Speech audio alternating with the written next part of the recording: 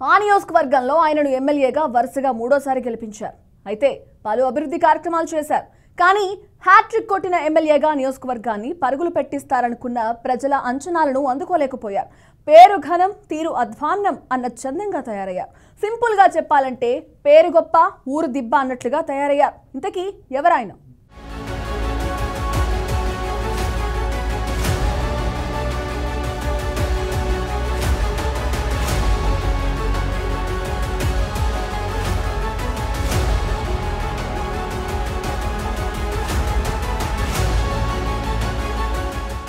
Visakhapatnam west నియోజకవర్గంలో 3 మండలాలు: గోపాలపట్నం, గాజువాక, ములగాడ.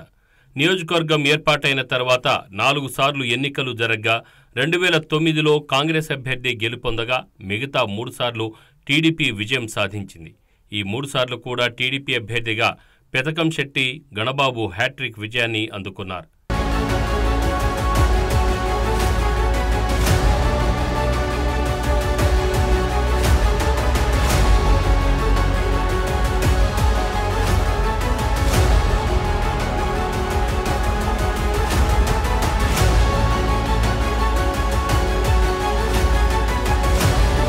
పెందుర్తి గ్రామంలో మంచి పేరున్న పెతకంశెట్టి అప్పల నరసింహం కుమారుడు గణబాబు.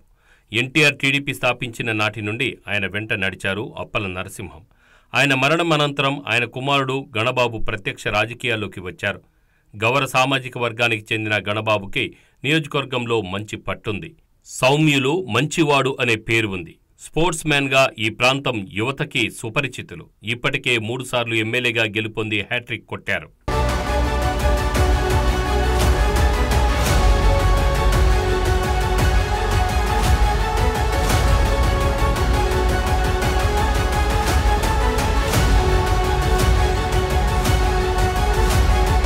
ఈ నియోజకవర్గం స్వరూపం కొంచెం డిఫరెంట్గా విస్తరించి ఉంది.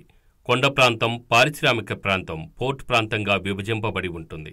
గోపాలపట్నం నుండి కంచరపాలెం వరకు, అక్కడ నుంచి గాజువాక ప్రాంతంలో కొంత భాగం, మల్కాపురం వరకు కొంత పారిశ్రామిక ప్రాంతం కావడంతో ఇక్కడ సమస్యలు అనేకం. వీటన్నింటినీ పరిష్కారం చేస్తూ విన్ అవ్వడం అంతా ఈజీ కాదు. ఇక్కడ ఓటర్లు స్థానికులతో పాటు వలస వచ్చిన వారు కూడా ఉంటారు. వాళ్ల మనసులో స్థానం సంపాదించి 3 సార్లు గెలవడం అనేది ఒక్క గణబాబుకే సాధ్యమైంది. ఇతనిపై వైసీపీ నుండి పోటీ చేసిన మళ్ల విజయప్రసాద్, దాడి రత్నాకర్, ఆడారి ఆనంద్ కుమార్ ముగ్గురు కూడా ఓటమి పాలయ్యారు. ఈ నియోజకవర్గంలో గణబాబు సామాజిక వర్గానికి చెందిన గౌర ఓటర్లు అధికంగా ఉండటం కలిసి వచ్చే అంశం.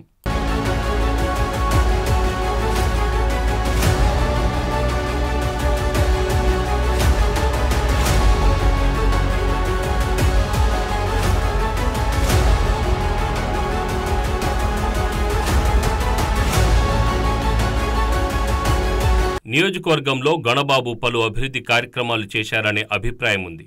ఎంతో కాలంగా పెండింగ్లో ఉన్న కొత్తపాలెం రైల్వే అండర్ బ్రిడ్జి పనులు పూర్తి చేశారు. దీంతో ప్రజల రాకపోకలకు ఉన్న అంతరాయాన్ని తొలగించారు.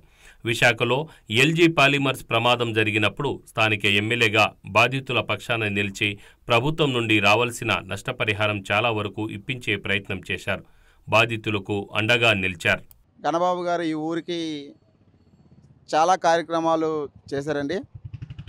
ముఖ్యంగా చెప్పుకోవాలంటే 50 సంవత్సరాల నుంచి ఈ ఊరు, ఈ గ్రామం పడుతున్నటువంటి ఈ రైల్వే బ్రిడ్జ్ ఎప్పుడూ కూడా యాక్సిడెంట్లు జరిగి చాలామంది చనిపోయారండి. ఇక్కడ రైలు పట్టాలు దాటుతుండగా, లేదంటే బహిర్భూమికి వెళ్తుండగా చాలామంది యాక్సిడెంట్లు అయ్యి చనిపోయారు.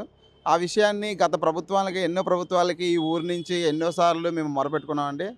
లాస్ట్ టైం ఎన్డీఏ కూటమి గవర్నమెంట్ వల్ల, మోడీ గారు దీనివల్ల ఆ ప్రభుత్వం టీడీపీ ప్రభుత్వం కలిపి యాక్సిడెంట్లు చాలా జరిగాయి. సో దానివల్ల ఏంటంటే మోడీ గారు తీసుకున్న యాక్షన్ వల్ల ఈ అండర్ పాత్వేలు అనేవి వచ్చాయండి. ఈ ఊరికి కూడా ఒక అండర్ పాత్వే వచ్చింది.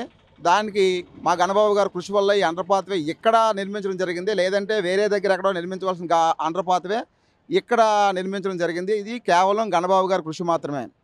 ఎందుకంటే గణబాబు గారు ఇక్కడ ప్రతి ఇంటికి ఏదో విధంగా ఒక సహాయం చేసిన వారండి. ఈ ఊర్లో ఇప్పటికీ ఒక 2 సంఘం బిల్డింగ్లు కానీ, ఫండ్స్ కానీ, గుడికి ఫండ్స్ కానీ, రోడ్లు కానీ, డ్రైనేజీలు కానీ, ఇప్పుడు మీరు వచ్చినటువంటి రోడ్డు చూస్తే ఒక 5 నిమిషాల్లో మీరు వచ్చే రూట్ అది. అలాంటిది మాకు ఒక 10 నిమిషాలు పావుగంట పట్టేదండి. ఎందుకంటే గొంతులుగా ఉండేది రోడ్డు. వచ్చి గవర్నమెంట్ వచ్చి 6 నెలల్లోనే ఈ రోడ్డు ఇక్కడ వేశారండి. పారిశ్రామిక ప్రాంతం కావడంతో కాలుష్యం సమస్యలు ఎక్కువ. వాటి నివారణకు ఎమ్మెల్యేగా గణబాబు ప్రయత్నాలు చేశారు. కార్మికుల సమస్యలు పరిష్కరించడంలో తన వంతు కృషి చేశారనే అభిప్రాయాలు ఉన్నాయి. ఓటర్ నాడి తెలుసుకుంటూ ప్రత్యర్థి ఎవరైనప్పటికీ గెలిపే ధ్యేయంగా రాజకీయ వ్యూహం చేయగల సమర్థుడు అనే పేరు తెచ్చుకున్నారు. వివాదరహితుడు, అజాతశత్రువు, అందర్నీ కలుపుకుపోయే స్వభావం ఉన్న మృదు స్వభావి అనే అభిప్రాయాన్ని ప్రజల్లో సంపాదించుకున్నారు. గణబాబు క్రీడాభిమాని కావడంతో యువతని ప్రోత్సహించడంలో ముందుంటారని చెప్పుకుంటారు యువకులు. తన తండ్రి దివంగత పెతకంశెట్టి అప్పల నరసింహం ఇచ్చిన గౌరవ మర్యాదలకి భంగం కలగకుండా నొప్పించక తానవ్వక తప్పించుకు తిరుగువాడు ధన్యుడు సుమతి అను చందంగా సాగిపోతూ ఉంటుంది ఎమ్మెల్యే గణబాబు పాలన అనే ప్రచారం నియోజకవర్గంలో ఉంది.